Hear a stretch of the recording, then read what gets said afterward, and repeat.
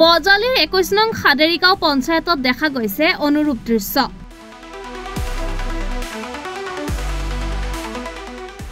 খাদেৰিগাঁও পঞ্চায়তত সভাপতি নিৰ্বাচনৰ বাবে হল ভোটগ্ৰহণ প্ৰক্ৰিয়া। 10 গৰাকী খণ্ড সদস্যৰ মাজৰ পৰাই 2 গৰাকী খণ্ড সদস্যই পঞ্চায়ত সভাপতি পদৰ বাবে কৰিছে প্ৰতিদ্বন্দিতা।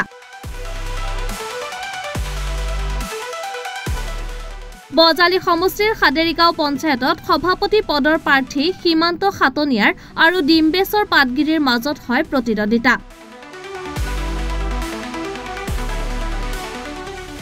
10 জন খণ্ড সদস্য ভোটাৰে নিৰ্ণয় কৰিলে পঞ্চায়ত সভাপতিৰ আসন।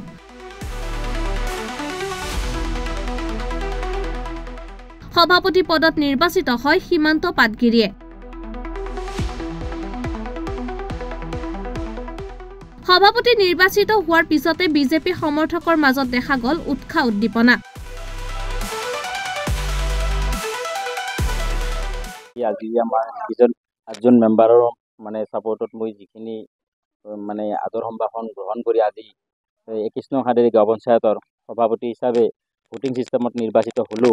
বিশেষকৈ মই তেওঁলোকক বিশেষভাৱে ধন্যবাদ জ্ঞাপন কৰিছোঁ। আমাৰ আৰু 2জন সতীৰ্থ হয়, তেওঁলোকে যদিও মোক ছাপোৰ্ট নকৰিলে তেওঁলোকেও আমাৰ মাজত সেই দুজনো, গতিকে তেওঁলোককো আমি আঁকোৱালি ল'ম। গতিকে তেওঁলোকে আৰু বেয়া ভাৱ ৰাখিব নোৱাৰে।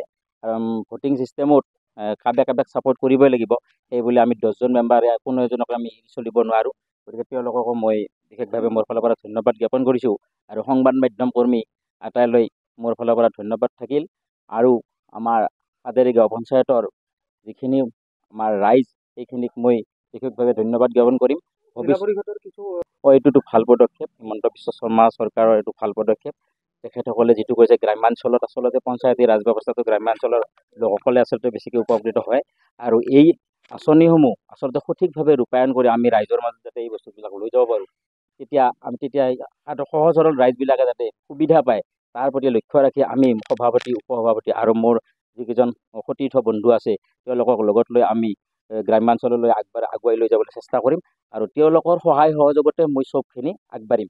আমাৰ প্ৰতিজন ৱাৰ্ড মেম্বাৰ একোজন আচলতে সভাপতিয়ে তেওঁলোকে মোক অলংকাৰ পিন্ধাই দিছে। গতিকে তেওঁলোকক মই কেতিয়াও নাপাহৰোঁ আৰু ভৱিষ্যতে তেওঁলোকৰ লগত লৈ মই চব কাম কৰিবলৈ চেষ্টা কৰিম। বজালিৰ পৰা মৃণাল চৌধুৰীৰ ৰিপৰ্ট, ৰিপাব্লিক এনি।